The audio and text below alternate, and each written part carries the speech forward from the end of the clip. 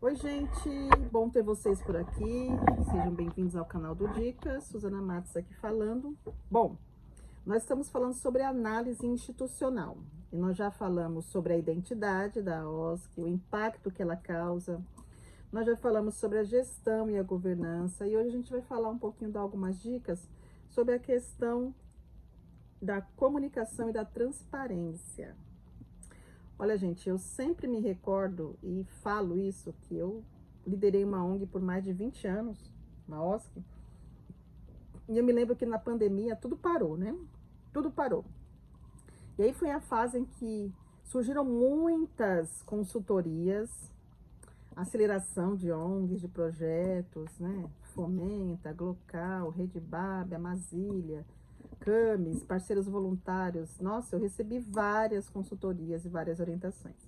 SPM social, principalmente dessa, pelo objetivo que eu quero falar aqui nesse vídeo. E a SPM social me ajudou muito a compreender a importância do marketing dentro da organização. É claro que eu não me especializei nessa área, mas deu para ter insight, né? Então, hoje a gente consegue entender um pouquinho mais e aí a gente conta com a ajuda de um profissional para nos dar um suporte maior quando a gente precisa, que é quase sempre. Então, essa questão da comunicação, seja ela interna, externa, seja ela visual ou não, ela é fundamental para o crescimento da organização.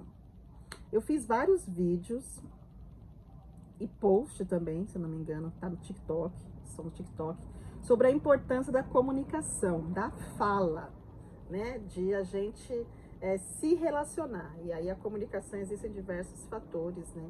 Aqui, por exemplo, alguém já me alertou sobre isso, né?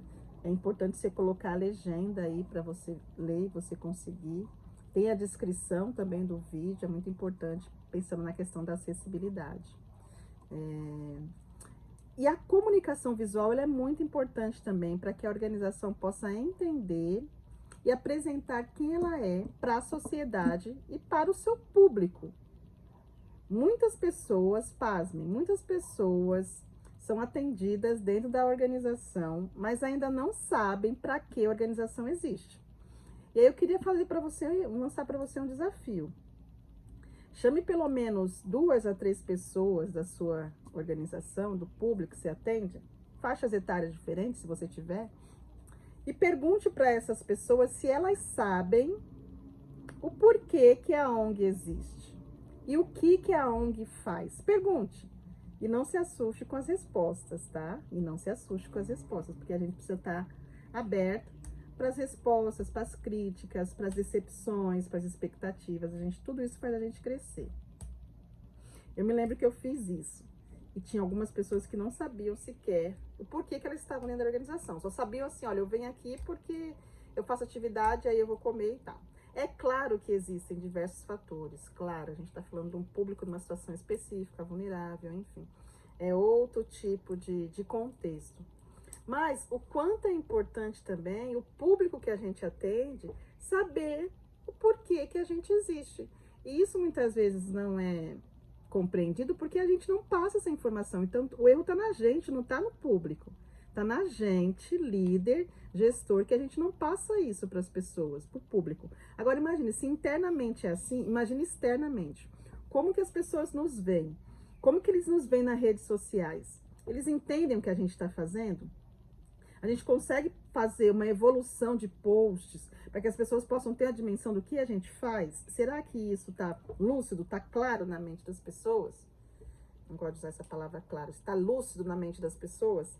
Então, a gente precisa ter essa compreensão para saber se a gente está indo na direção correta. Então, comunicação é algo muito sério. Seja ela interna, seja ela externa, e seja ela uma comunicação visual. Como a gente vai se posicionar, como a gente vai falar, como a gente vai se apresentar. Se a gente não sabe o que fazer, gente, a gente pede ajuda. A gente pede ajuda aí. Tem que estar cheio de universidade, com estagiários que podem, sim, fazer diversas parcerias com as organizações e disponibilizar essas pessoas para treinar a gente, fazer estágio, para fazer um plano de ação, um plano de trabalho, cooperar para melhoria. Então, é importante que você se mobilize, leia e releia o seu estatuto, leia e releia seu regimento interno, se tem, se não tem, procura ajuda.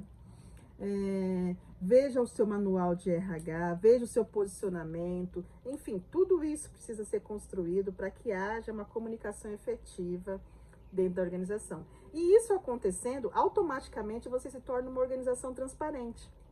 O que é transparente? Bom, transparente é você enxergar sem precisar que alguma pessoa mostre para você o caminho.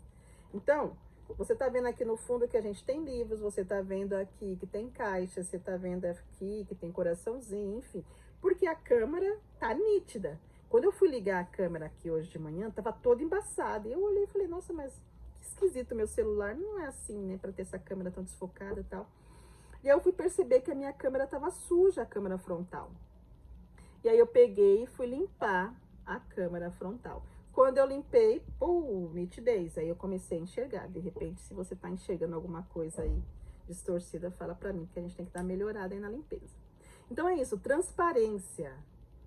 Quando você entra na organização, na rede social da organização, ela tem um site transparente. Lá, por exemplo, você vê o estatuto, você vê a ata, você vê os relatórios trimestrais, relatórios circunstanciados, relatórios anuais, relatórios que podem ser expostos, que tem questões que são técnicas e sigilosas, não podem ser expostas.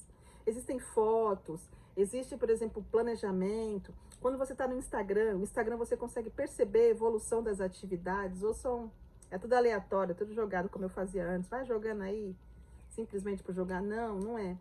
Tem planejamento, tem cronograma, tem calendário, tem plano de ação. Então, tudo isso entra lá no vídeo anterior da gestão, que vai cooperar para a comunicação e vai trazer uma transparência. A tal ponto que as pessoas vão assistir, vão ver no vídeo, vão ver no YouTube, vão ver no site, vão ver no Instagram e falar, cara, essa associação é demais, eu vou indicar para outra pessoa. Eu vou indicar para outra pessoa, porque eu consegui entender. Se eu conseguir entender, outra pessoa também vai ter facilidade. Agora, se as nossas redes sociais, se a nossa comunicação interna e externa ainda não estão ajustadas, a maioria das vezes a gente não consegue recursos por causa disso também.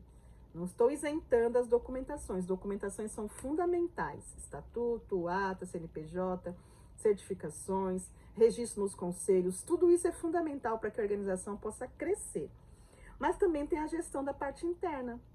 Como é que isso funciona? Como é que você gere isso? E aí percebe quanta coisa que a gente tem que fazer, que a gente é gestor? Por isso que eu falo que os gestores parem de correr, sentem e comecem a pensar e repensar na organização de vocês. Porque enquanto isso não acontece, vai ficar a mesma bagunça que ainda é, infelizmente, dentro de algumas organizações. Então, se liga na dica, como que está a tua comunicação interna, externa, com a transparência que existe nas suas redes sociais, no seu site, principalmente, pensando nas empresas que vão analisar. Empresas entram no site, tá? Não vão ver as redes sociais. Veem também. Mas principalmente o site, porque ele é mais formalizado. Enfim, é algo que você cria com a sua própria identidade, com a sua própria cara da associação. Então é isso, gente. Se liga na dica, observe os próximos vídeos aí, que a gente ainda vai falar sobre modelos de financiamento para encerrar essa saga aqui de análise institucional. Um grande abraço, até o próximo vídeo. Tchau, tchau.